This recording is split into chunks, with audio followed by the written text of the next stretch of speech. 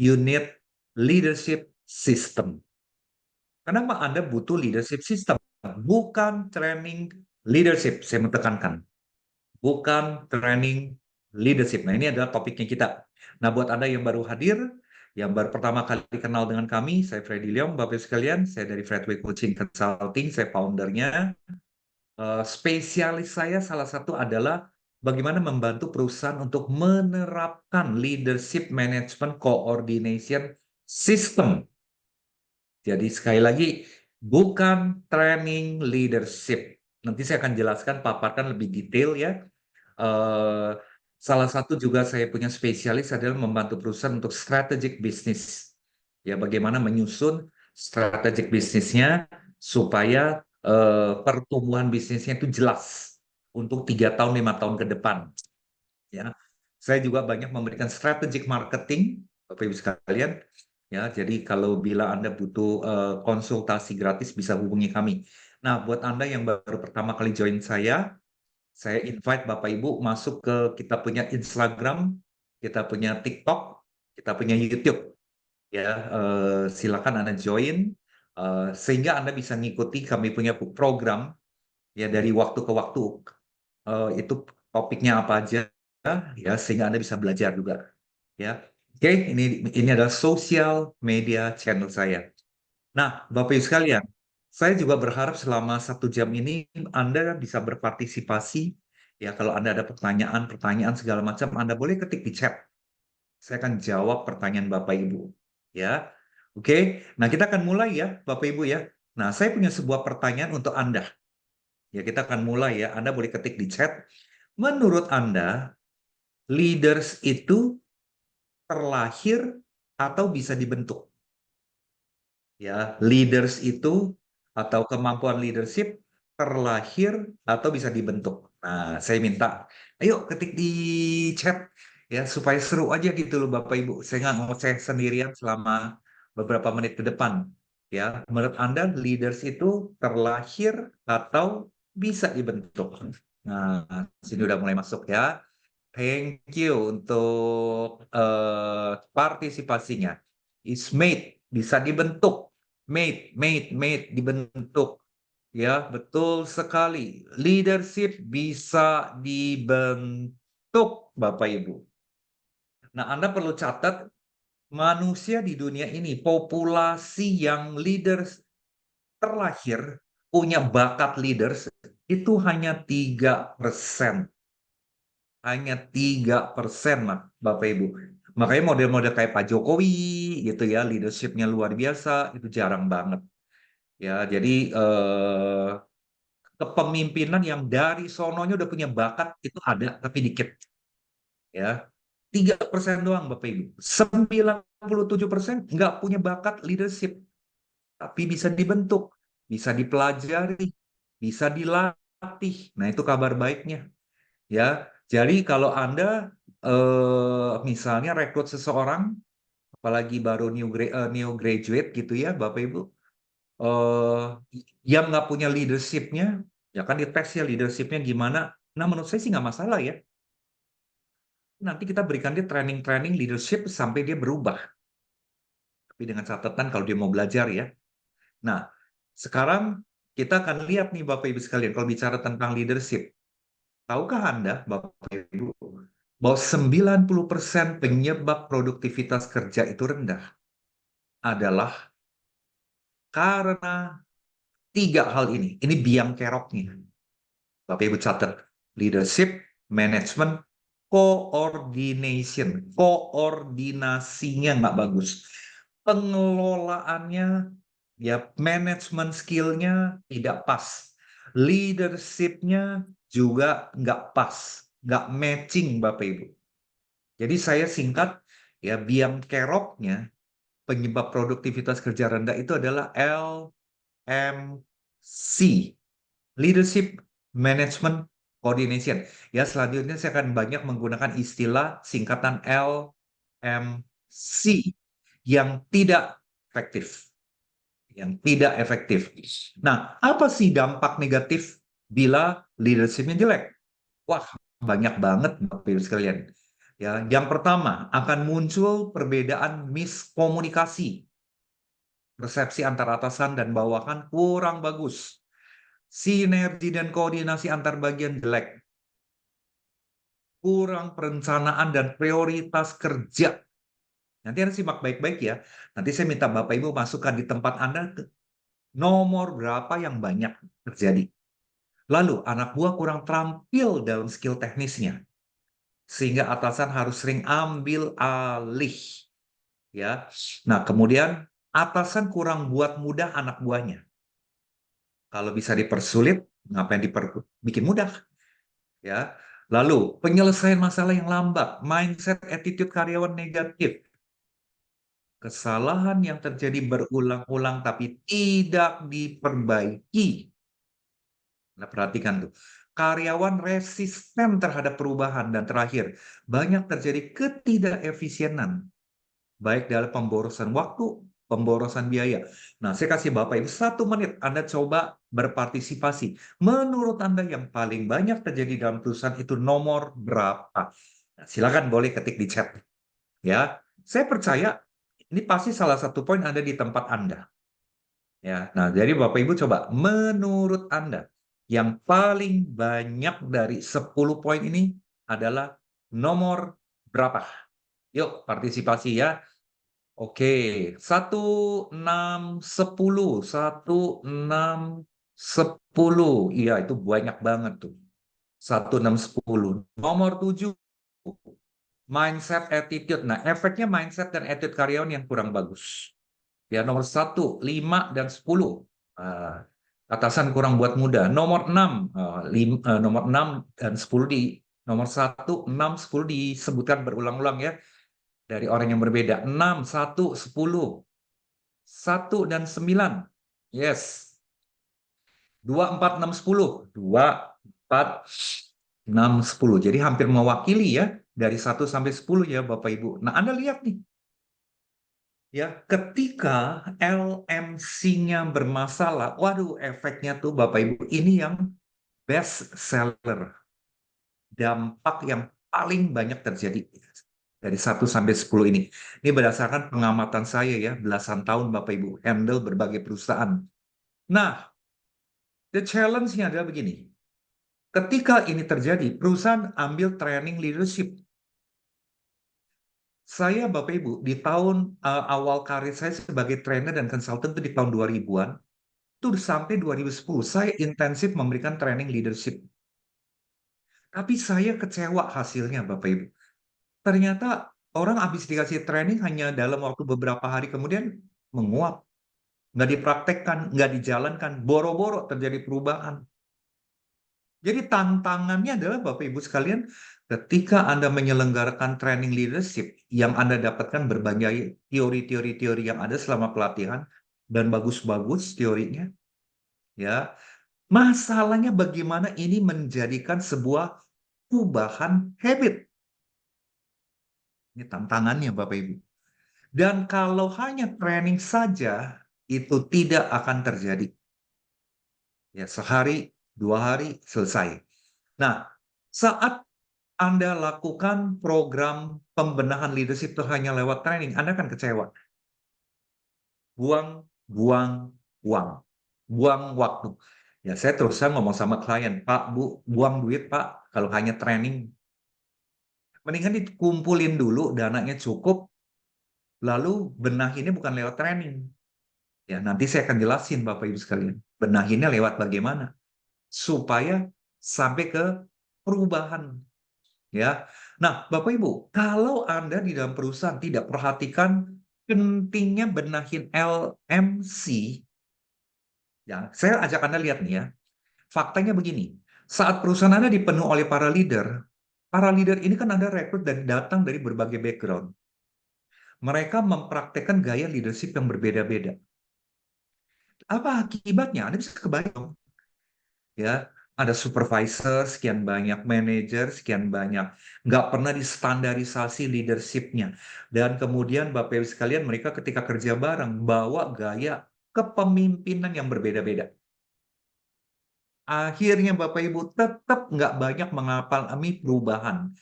ya inefisiensi tetap terjadi, pemborosan tetap terjadi, dan sebagainya. Nah, saya mau ajak Anda lihat sebuah studi kasus. Ya, Bapak Ibu, ada sebuah studi kasus.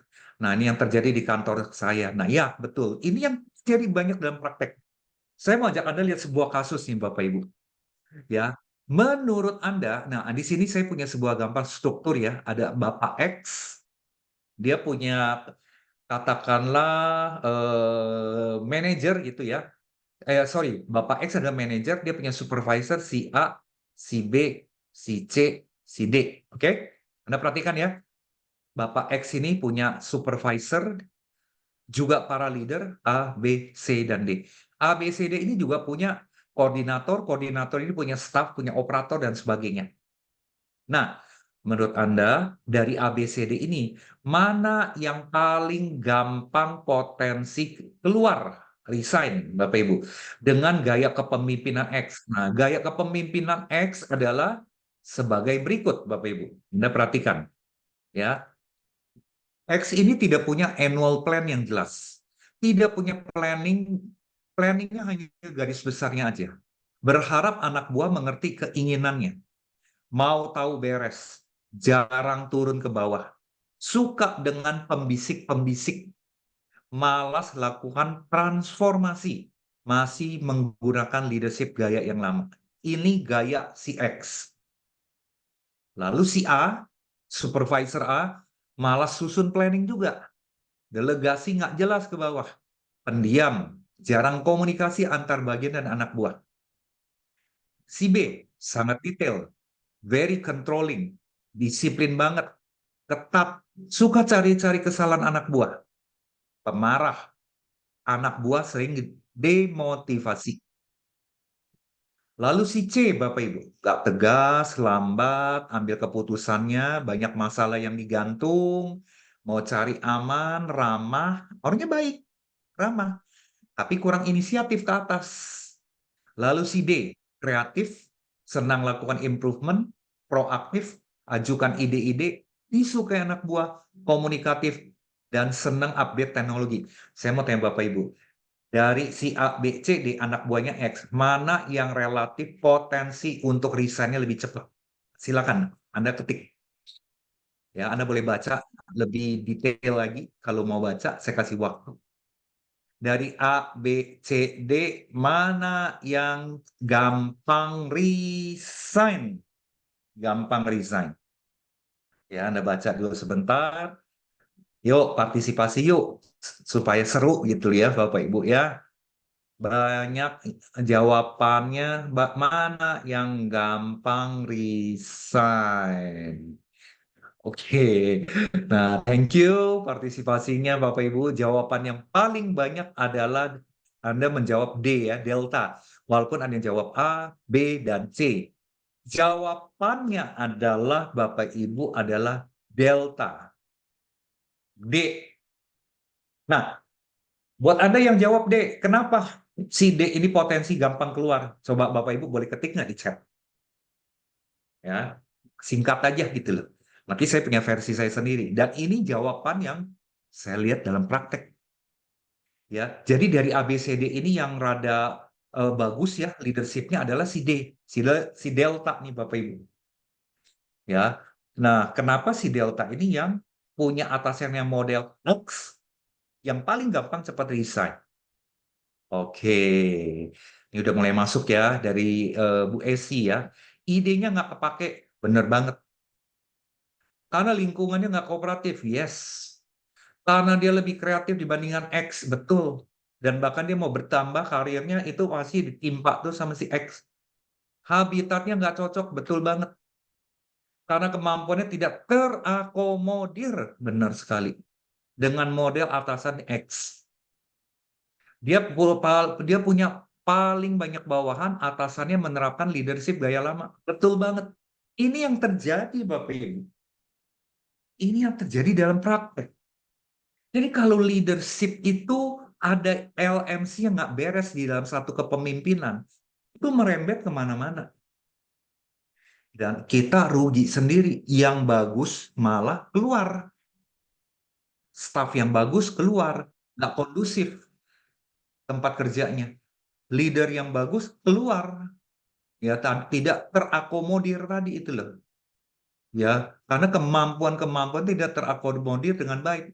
Anda lihat nih, yang saya ngomong ini bukan teori, ini terjadi di dalam praktek. Ya, kami udah 20 tahun lebih memberikan pelatihan LMC dan mentoring LMC. Itu yang kami lihat. Ya. Nah, kenapa bisa kayak begitu Bapak Ibu? Karena nggak ada standarisasi di dalam LMC-nya dalam perusahaan. Nggak ada standarisasi. Jadi masing-masing bawa gaya masing-masing. Ya udah kayak capcay aja, udah kayak gado-gado aja Bapak Ibu kepemimpinan. Ya. Nah, apa akibatnya lagi ketika kita nggak standarisasi leadership-nya? Muncul ketidaksinkronan satu sama yang lain.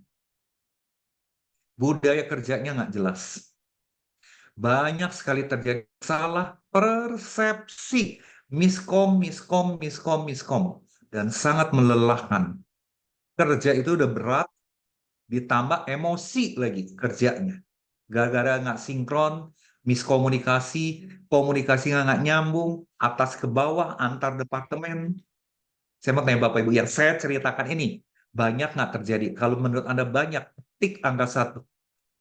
Yang saya ceritakan ini ya, banyak nggak terjadi di dunia kerja yang nyata? Ya, kalau banyak menurut Bapak Ibu, silakan Anda ketik angka 1. Oh, ternyata saya nggak sendirian ya. Banyak yang ketik angka 1 ya. Nah, itu Bapak Ibu yang terjadi. Ya. Nah, kemudian Bapak Ibu, banyak perusahaan akibatnya lakukan apa? Training leadership. Saya mau bilang sama Bapak Ibu, Anda training leadership percuma. Nah, loh, ya, ini baru koma ya. Saya ngomong percuma itu baru koma, belum titik loh Bapak Ibu. Ya, kenapa? Karena tidak jadikan leadership sebagai suatu sistem yang celaka. Trainingnya itu hanya segelintir leader yang di training, ada leader yang nggak di training. Anda berharap apa dengan lakukan kayak begitu? Misalnya juga hanya supervisornya di training, manajernya nggak di training, leadership yang sama. Ketika supervisor ini mau terapkan, Bapak Ibu, manajer bilang, lo ngapain lo? Aneh-aneh aja, udah biasa-biasa aja kali. Itu leadership training kan program HRD. Maka buang uang, buang waktu, buang tenaga, tidak terjadi perubahan apa-apa. Karena hanya jalankan leadership training saja. Sehingga training leadership gagal diimplementasikan. Gagal diimplementasikan. Nah, Bapak Ibu, saya mau sedikit refresh kembali. Ketika Anda bikin training, tujuan pelatihan Anda apa? Ada 4, Bapak Ibu. Ya, yang pertama solving the problem. Kita ada masalah nih di leadership. Kita mau beresin. Atau mau continuous improvement. Kita mau improve. Atau kita mau attitude change, mengubah perilaku. Atau yang keempat, knowledge only. Kalau Anda tujuan pelatihannya hanya knowledge only, Anda boleh panggil trainer-trainer leadership yang baik, yang canggih-canggih. Bapak Ibu lucu, seru, banyak icebreaker-nya, pokoknya menarik, gaya presentasinya. Setelah itu apa yang terjadi? Seminggu kemudian yang diingat lucunya, yang diingat makanannya, kalau itu di hotel, atau makan gratis, Bapak Ibu, tapi tidak mengubah apa-apa. Tidak mengubah apa-apa. Itu kalau Bapak Ibu hanya ngambil training yang kategori nomor 4. Ya. Silakan tuh ya, Bapak Ibu kalau ada pertanyaan-pertanyaan Anda boleh mulai ketik ya, nanti saya akan jawab, saya cicil jawabnya nanti. Nah, kenapa leadership training nggak membawa dampak? Saya akan beberkan di sini Bapak Ibu. Ya, yang pertama hanya sekedar pengetahuan, bukan utamakan perubahan. Ya, terlalu teoritis, enggak aplikatif. Menurut definisi ini, definisi itu, segala macam Bapak Ibu, ya sifatnya hanya filosofis, awareness, terlalu banyak informasi dalam satu satuan waktu. Bahkan training 3 hari leadership diganyang dari jam 8 sampai jam 8 malam. Ada loh training yang kayak gitu. Tidak ada follow up untuk repetisi. Padahal untuk sebuah perubahan perlu yang namanya repetisi. Atasan langsung nggak berpartisipasi. Jadi yang di training cuma manajer atau supervisor, direkturnya nggak tahu apa-apa, GM-nya nggak tahu apa-apa. Saya tanya Bapak Ibu logikanya. Pulang dari training nih, habis di training Bapak Ibu nih ya, kalau nggak ada yang nge-push, nggak ada yang nagih, nggak ada yang paksa untuk praktekkan, atasannya nih, Bapak Ibu nggak paksa, direkturnya nggak paksa terjadi perubahan, nagih perubahan setelah training, bakalan mau nggak dipraktekkan oleh level-level yang diikutan training? Pengalaman saya mah nggak bakalan. Palingnya praktekkan satu dua orang yang sadar. Sisanya, ya training hanya sekedar program. Training hanya sekedar program. Itu yang sering kali terjadi, Bapak Ibu. Nah, saya kan juga jabarkan Anda kenapa leadership training itu gagal diimplementasikan. Karena leadership training, kalau training tidak menjawab persoalan yang spesifik sedang dihadapi perusahaan. Jadi hanya sekedar pelatihan. Nah, makanya saya anjurkan Bapak Ibu, ketika Anda training leadership, saya tanya dulu, problem apa yang Anda mau beresin lewat leadership? Itu dijawab dulu Bapak Ibu. Sehingga Anda punya program pelatih itu nggak sia-sia, bukan hanya sekedar pengetahuan. Yang kedua, program leadership-nya tidak disertai oleh practical tools yang sederhana, tidak disertai how to-nya Bapak Ibu. How to untuk apa? Memperbaiki problem yang sedang terjadi di perusahaan Anda. Kalau di kami, ketika training kita memberikan training program LMC, Bapak Ibu, saya selalu bertanya, problem-problem apa yang sedang terjadi, inefisiensi apa yang sedang terjadi, yuk ditulis. Ini nanti problem ini, penyakit ini, inefisiensi ini, pemborosan ini kita mau perbaiki lewat LMC. Jadi kita bikin program LMC itu tujuan untuk memperbaiki sebuah kinerja, memperbaiki KPI yang tidak tercapai, memperbaiki inefisiensi. Jadi bukan penekanannya di leadership-nya, Bapak Ibu.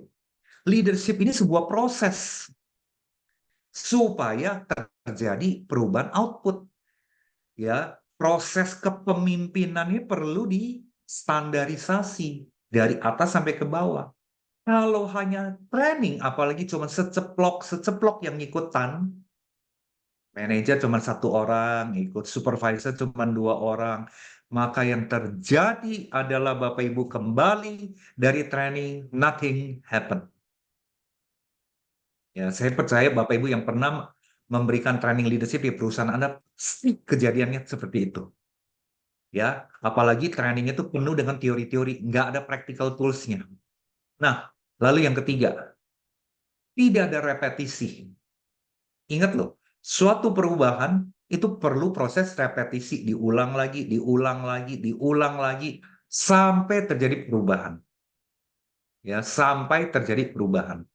Nah, saya ajak Anda lihat, Bapak Ibu, you pay attention dengan gambar ini ya. Ayo coba pay attention sebentar nih. Kalau perlu catat, screenshot, ya, foto, dan sebagainya Bapak Ibu.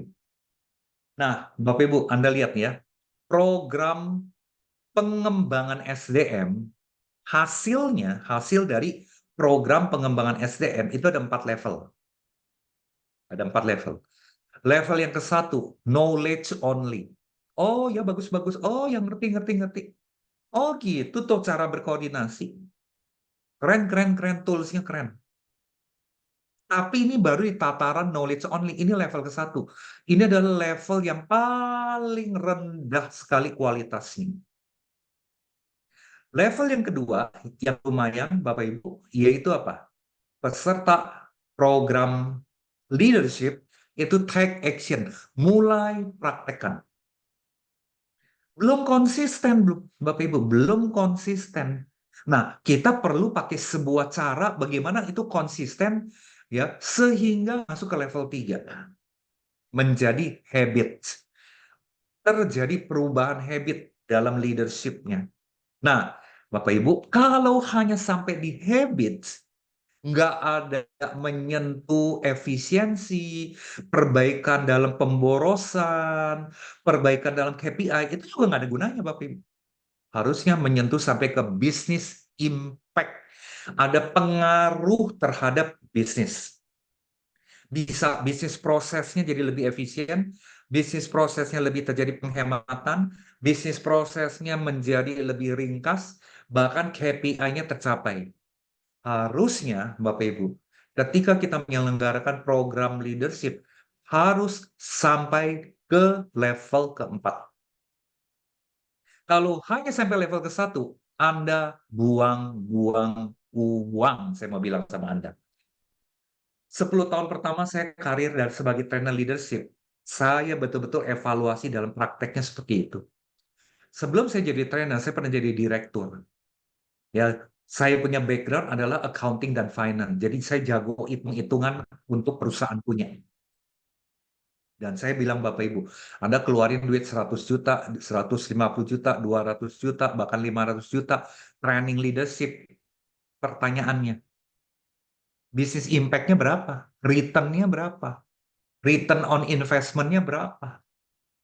Ya, saya banyak melihat perusahaan lakukan hal ini, gak ada return-nya. Sekali lagi seperti saya bilang, hanya sekedar program. Seminggu, 2 minggu kemudian lupa. Ya, celakanya Bapak Ibu mengukur keberhasilan dari training hanya pakai pre-test, post-test. Ya, dia berada mendingan setelah post-test disuruh bikin project Bapak Ibu atau presentasi kepada direksi. Oh, yang kita belajar bla bla bla bla. Semua itu hanya di tataran level 1. Which is menurut saya, ini pribadi ya, Bapak Ibu buat setuju ya. Buang uang, buang waktu, buang tenaga. 3 yang dibuang. Ngapain sih kalau cuma sampai knowledge only? Mendingan kita lihat di YouTube. YouTube kan banyak banget. Silakan baca di Google, di YouTube, di Chat GPT. Banyak banget Bapak Ibu. Tantangannya adalah program leadership itu bagaimana ngedorong sampai level 4. Itu baru ada dampak yang menguntungkan buat perusahaan. Ya. Nah, oleh karena itu, program LMC itu harus sampai nomor 4. Nah, kami punya program LMC itu mendorong sampai ke level 4, Bapak Ibu. Harus terjadi bisnis impact. Ya. Nah, Anda perhatikan Bapak Ibu, untuk mengembangkan sebuah habit. Di sini Anda lihat nih ya, kalau 66 hari ini setara dengan 2 bulan kerja, didorong terus, direpetisi terus, ulang lagi. Perubahan itu paling maksimal 50%. Itu udah bagus banget perubahan 50%. Kalau repetisi ya 2 bulan ya, ulang lagi, ulang lagi, ulang lagi, ulang lagi, ulang lagi. Perubahannya cuma 50%. Kalau Anda teruskan pengulangannya sampai setahun Bapak Ibu, kemungkinan 100%. Nih Bapak Ibu, ini pengalaman saya ya. Kami memberikan program LMC biasanya bimbingannya setahun. Nanti saya di belakang di akhir ini saya jelasin ya. Penekanannya saya Bapak Ibu. Workshopnya cuma 2 hari. Tetapi repetisinya hampir 10 bulan Bapak Ibu. Ya, paling cepat 6 bulan. Ulang lagi, ulang lagi, ulang lagi. Dengan berbagai cara ya. Yang kreatif, jadi nggak ngebosenin. Itu aja Bapak Ibu.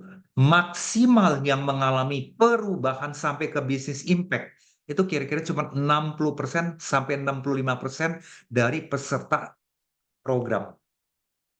Nggak sampai 100% Bapak Ibu. 70% nggak nyampe. 65% paling mentok. Itu ditagih loh Bapak Ibu. Diulang lagi, diulang lagi, diulang lagi, diulang lagi. Tapi menurut saya ya sangat lumayan. Menurut Anda lumayan nggak Bapak Ibu? Yang berubah sampai ke bisnis itu 65% dari orang yang ikutan program. Jadi kalau misalnya yang diikutan program 20 orang peserta, 20 orang leader, yang berubah 65%. Menurut Anda lumayan nggak? Coba Anda ketik di chat dong sudut pandang Anda. 60% sampai 65% ya yang mengalami perubahan hingga ke bisnis impact. Nah, menurut Bapak Ibu lumayan nggak? Coba Anda ketik. Saya pengen tahu aja angka 65% bagi Anda apa. Kalau bagi pengalaman saya, wow, itu udah sangat signifikan ketimbang hanya metode training, Bapak Ibu. Nah, lumayan ya. Oke, udah tinggi banget. Iya, Pak, udah tinggi banget menurut saya. 60%, 65%. Ya, yang sampai ke bisnis impact. Saya bilang, ya terjadi efisiensi, terjadi penghematan, terjadi menghilangkan pemborosan, ya, dengan cara ya more than enough, betul Pak. Ulang, ulang, ulang. Nah, biasanya kalau saya tuntun mentor di tahun kedua sampai di tahun kedua itu naik tuh Pak, Bapak Ibu. Naik 65 sampai 70. Tahun ketiga nih, kita tetap konsisten kita mentor nih Bapak Ibu. Mentok-mentok hanya 75%. 75% yang bisnis impact. 25% terang-terangan nggak mau lakukan. Tapi bagi saya nggak apa-apa. Itu filter. Ya, menjadi filter. Nah, saya akan lanjutin sebentar. Kenapa? Kalau hanya berupa training bakalan gagal. Ya, karena tidak ada sistem follow up yang intens setelah pelatihan. Jadi Bapak Ibu, don't waste your money. Don't waste your time Bapak Ibu. Hanya selenggarakan training leadership. Ya udah Pak, kalau gitu kita nggak usah lakukan training aja Pak. Nggak usah bikin apa tentang leadership. Bukan itu juga. Kalau kita nggak benahin LMC-nya, inefisiensi, kebocorannya kan gila-gilaan. Ya, yang saya maksud adalah, ayo kalau mau bikin program leadership, bener cara yang bener sampai ke level 4, business impact, bukan knowledge only. Ya, nah hal yang kelima, tidak ada sistem monitoring dalam implementasinya. Ya, jadi kebanyakan program training itu gagal karena faktor layu sebelum berkembang. Udah sebulan 2 bulan udah pada loyo, ya, udah pada kehabisan bensin. Bosen lah, balik lagi ke habit yang lama. Nah, kemudian sekali lagi ya, kenapa training itu gagal membawa perubahan? Karena hanya teoritis. Saya bukan dosen, saya bukan guru, saya menghormati profesi guru dan dosen, ya, tapi saya nggak suka jadi dosen karena saya nggak seneng ngajarin teori. Saya nggak suka ngajarin teori ya. Saya lebih suka bagaimana menuntun orang mengalami perubahan. Karena bagi saya itu lebih sebuah keasikan karena ada tantangannya Bapak Ibu. Ya, sekali lagi, kalau hanya ada training leadership, Anda hanya lari ke level tatanan teori. Ya, nah ini dia selanjutnya. Kenapa leadership training bakalan gagal membawa perubahan? Karena training leadership belum menciptakan sebuah sistem. Jadi Bapak Ibu, kalau Anda penanggung jawab dalam program pengembangan SDM ya, tanggung jawab Anda adalah bagaimana menciptakan leadership sebagai sebuah sistem. Apa artinya leadership sebagai suatu sistem? Nah, ini saya paparkan. Artinya kalau itu adalah sistem seperti financial system, production system, ya, sistem operating procedure, nah sistem Bapak Ibu. Nah, apa sih artinya leadership sebagai suatu sistem? Artinya leadership wajib dipraktekkan oleh seluruh leader. Makanya kalau Anda mau ada bisnis impact, yuk semua leader belajar hal yang sama. Leadership harus distandarisasi, Bapak Ibu. Contoh ya, planningnya distandarisasi. Pendelegasiannya kita ada langkah-langkah yang distandarisasi. Ya, membangun timnya juga kita ada standarisasi. Karena kalau enggak, seperti yang tadi saya ungkapkan, semua leader datang dari background leadership yang berbeda-beda. Makanya kan jadi gaduh-gaduh. Lalu, secara berkala leadership harus dievaluasi implementasinya. Dan leadership harus menjadi satu sistem kesatuan dengan budaya kerja. Ini bukan teori, Bapak Ibu. Jadi kita ke program LMC harus mengubah budaya kerja. Cara mimpin yang efektif ke bisnis impact. Ya, ke bisnis impact. Nah, kalau Anda tanya, apa aja yang mesti disistemkan? Kan gitu kan ini pertanyaannya. Apa aja yang perlu disistemkan? Nah, saya sharing ya Bapak Ibu, ini program LMC sistem kami, yaitu sistem penyusunan planning yang terintegrasi dan lengkap. Itu dari seluruh leader, seluruh departemen, format planningnya, template-nya kita samakan. Dan harus terintegrasi. Lalu, sistem menyamakan persepsi antara atasan, anak buah, antar bagian, ini juga kita standarisasi. Kita sistemkan. Lalu sistem bagaimana mendeteksi blind spot dan berikan fast solution.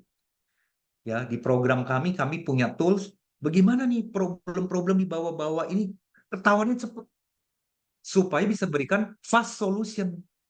Nah, ini yang kita mau standarisasi. Kemudian, sistem pemetaan karyawan. Gimana cara kita memetakan karyawan dan cara ngelolanya? Ya, setiap karyawan punya ciri yang berbeda-beda, karakteristik yang beda-beda. Kita mau standarisasi nih pemetaannya. Nah, treatmentnya kepada mereka tuh gimana? Nah, treatmentnya ini yang kita perlu standarisasi. Apalagi yang disistemkan? Sistem koordinasi antar bagian, antar departemen. Supaya minimalisir silo. Silo itu artinya lu, gue. Kerjanya ini departemen gue, lu jangan sentuh gue juga nggak sentuh lu. Nah, gimana nih ngedorong koordinasi antar departemen? Ini yang kita akan sistemkan juga. Ya, sehingga menjadi sebuah prosedur di dalam perusahaan Anda. Lalu apalagi yang disistemkan? Nah, ini dia. Sistem bagaimana meningkatkan inisiatif karyawan yang pasif. Bapak Ibu, 80% orang Indonesia itu cenderung menunggu. Yang inisiatif itu cuma 20%. Kacau kan Bapak Ibu. Nah, gimana nih leadership sistemnya supaya inisiatifnya mereka itu terbentuk? Kita create sistem. Lalu apalagi? Sistem daily time management untuk meningkatkan produktivitas.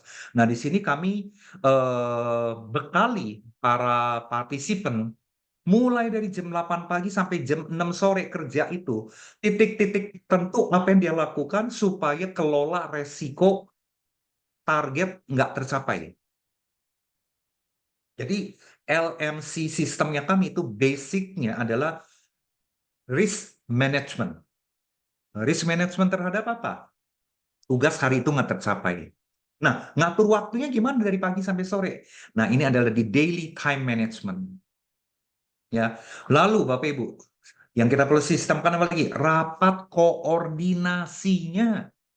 Saya banyak loh melihat perusahaan ketika bikin rapat koordinasi mingguan, nggak ada template, nggak ada format efektif yang terintegrasi. Nah, ini kita memperkenalkan rapat koordinasi yang namanya menggunakan 4 elemen yang terintegrasi dan komprehensif. Rapat koordinasi yang nggak bertele-tele, maksimal 2 jam ada cukup. Jangan bertele-tele. 2 jam saja cukup, Bapak Ibu sekalian. Ya, lalu apa lagi yang disistemkan? Sistem monitoring daily task. Nah, disistemkan lagi nih. Jadi semua leader menggunakan sistem monitoring yang sama. Sehingga kalau Anda direktur, memantaunya lebih gampang. Atau Anda GM, memantau lebih gampang. Lalu juga sistem pembuatan laporan-laporan. Ya, dari bawahan ke atasan, sistem laporan evaluasinya dan progresnya simple tapi komprehensif. Banyak loh Bapak Ibu, orang bikin laporan itu hanya nyajain data, nggak ada analisanya. Yang jadi atasan kesel Bapak Ibu. Ini analisanya mana nih? Nah, kita mau standarisasi laporannya supaya yang jadi atasan mimpinnya nggak pakai emosi. Ya, nah jadi Bapak Ibu sekalian, semua ini kenapa disistemkan? Sekali lagi, supaya ada standarisasi leadership yang sama, supaya wajib dipraktikkan oleh setiap leader menjadi bagian dari budaya perusahaan. Dan karena ini sistem, harus dievaluasi secara berkala. Dan semua leader bergerak ke arah yang sama cara memimpinnya. Nah, ketika ini sistem, nanti ketika ada leader baru yang masuk, Anda tinggal ngajarin dengan sistem yang sama. Ya, misal ada 3 leader yang baru. Nah, Anda orientasinya ya mungkin sehari 2 hari ajarin leadership sistemnya. Jadi Bapak Ibu sekalian, percuma Anda ngambil leadership training kalau nggak disistemkan. Dan untuk disistemkan perlu repetisi. Ya, perlu repetisi Bapak Ibu. Nah, bagaimana cara kami lakukan Bapak Ibu kan? Lakukan coaching LMC system ini. Ya, kita akan memperkenalkan yang namanya 10 tools LMC system yang praktikal. Kita menggunakan kartu-kartu sebagai alat reminder. Jadi, pasca dari program ini, kartu-kartu itu bisa dimasukin eh, ke saku atau lanyard Bapak Ibu, digantung. Jadi sebagai alat pengingat. Nah, jadi programnya 2 hari workshop, total 12 jam. Ini kalau buat yang di luar kota bisa online via Zoom, dalam kota bisa onsite. Lalu kami ada 6 sampai 8 kali follow up hingga terjadi business impact. Ingat ya Bapak Ibu ya. Follow up-nya itu harus sampai business impact. Lalu ada 4 sampai 5 bulan implementasi LMC, ini pendampingan. Ya, kita juga lakukan grup coaching untuk maksimal 20 orang, dan kita berikan ini bisa diukur, measurable, before and after-nya. Nah, ini dia Bapak Ibu, kami memberikan guaranteed changing. Kita garansi perubahannya, kalau dilakukan dengan benar ya. Jadi kasih contoh ya Bapak Ibu, Anda investasi program ini X rupiah. Saya jamin Bapak Ibu, kalau dilakukan 60% itu kan ya, yang 60% leader berubah, kita ukur lagi setahun lagi, efisiensi pemborosan, pengurangan pemborosan itu minimal 2 kali dari total investasi di tahun tersebut. Kalau ini kami garanti Bapak Ibu. Ya, jadi saya maksudkan bisnis impact.